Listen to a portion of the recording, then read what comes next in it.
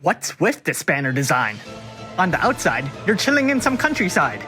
But click on the banner, and you enter the fiery depths of volcano hell, facing off against a plant-type monster that shouldn't be here. What happened? Why are we here?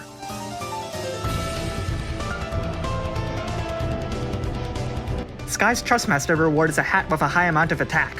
It also has a passive effect that boosts jump damage by 50%. If it's equipped to Skye, she'll be able to absorb any wind damage.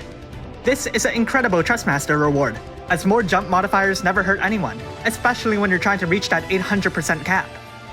Her Super Trustmaster reward is an accessory that also has a high amount of attack. It has a passive that boosts jump damage by 50% and grants a Dragon and a Reaper killer. Makes you wonder if they were trying to say something. Onto her active abilities. She deals physical damage, and despite their relations to the wind, none of these abilities actually deal wind damage. In fact, they're all non-elemental.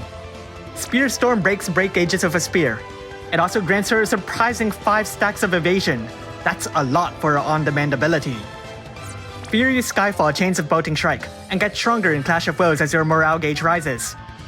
Sharp Spear Focus can be used 3 times per battle. It lowers the enemy's attack and defense by 87%, lowers their spear resistance by 30%, and raises Skye's accuracy by 100%.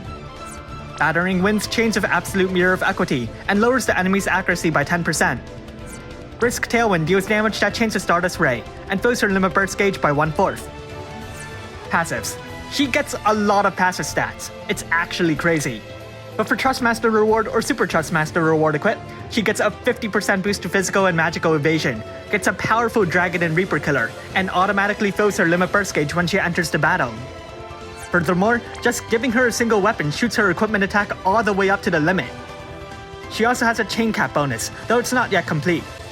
Her normal attack's been changed into a jump. Drop down on the next turn to deal wind damage.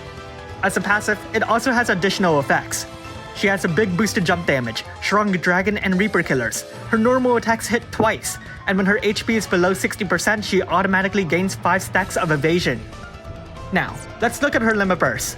Raging Sky Bomber is a multi-hit limit burst that deals non-elemental damage. It also inflicts Berserk onto Skye, and as a result, raises her attack by 150% while she's enraged.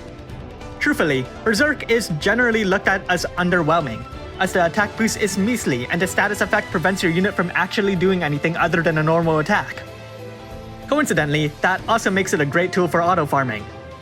But Skye's normal attack is a jump, and while that's not really good for auto farming, it at least gives you control over it.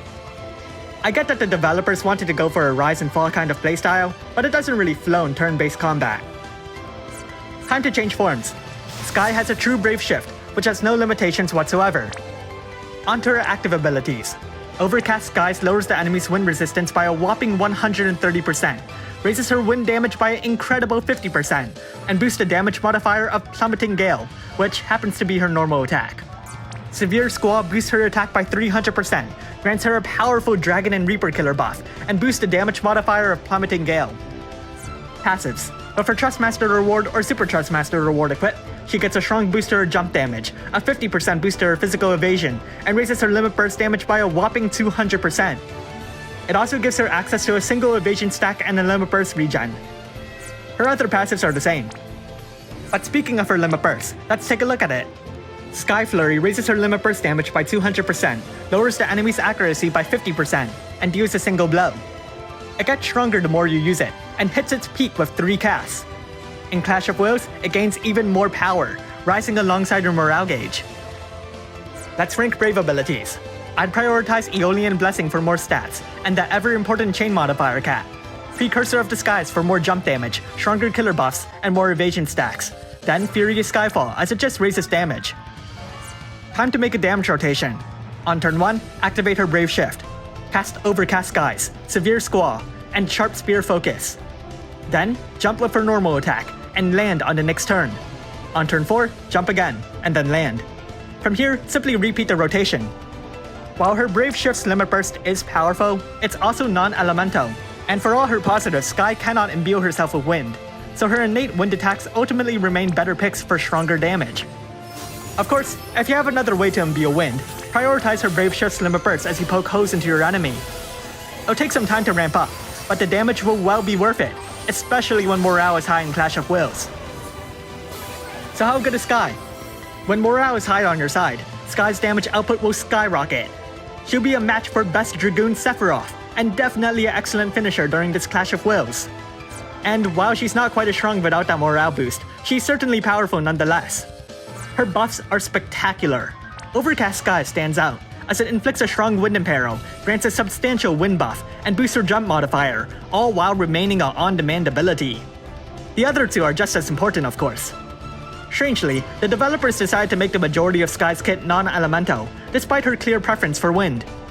Nevertheless, that shouldn't stop players from imbuing her with wind, which will capitalize on all her wind effects.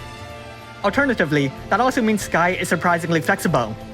While her wind buffs are useless if she's not using wind, she still retains to boost her limit burst damage, and still has effects like that spear imperil. On that note, Skye is also quite fun to use. While jumping isn't quite the same heart-pounding, ground-smashing havoc you might see in other games, it's still a nice mechanic even in a turn-based game. Her normal form abilities may be substantially weaker, but it can see some laid-back use. Still, you'd almost always prefer more damage though. Unfortunately, there is one blatant gripe I have with her: her lack of substance. Skye is a solution that the developers created to solve a problem. And it just so happened that they were the ones that created the problem, so it's quite clear that they're just selling you the solution. It's especially egregious if you step back and see how transparent they're being. She has no story event or quest associated with her, other than Clash of Wills. As an original unit, there is no compelling storyline that draws players in. Compare this to White Dragon Ling, an incredible unit that doesn't actually have a reason to exist. At least she had a previous iteration. These bland characters hurt what is otherwise an interesting event, as it's astonishing how the developers haven't even tried to disguise what is simply a blatant advantage. Now, financially, it makes sense to release a unit that is strong against associated content, but continually doing so wears down the appeal of each new individual as more and more units are released.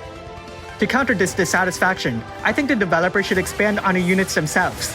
Not on their kits per se, but their motivations, their stories. They are original characters, so you can't expect them to have the same instant appeal as fan favorites like Sephiroth or Rizer, so they need all the help they can get. I may not have played Final Fantasy, but I am aware that each game isn't just made up of flashy battles alone. There's a plot, a story, surely buried somewhere underneath this mountain of text in the wiki. Every time I visit this page, I seem to know less than I did before. Thanks for watching, and if you like this video, leave a like and subscribe. Comment below if you plan to get Skye. For all my gripes around the circumstances surrounding her, she herself is an incredible unit, and there's nothing really wrong with her. However, as I care more about individual characters than the day-by-day meta, I'm content with skipping her. I'd like to save my lapis for upcoming Dragoon Rizer,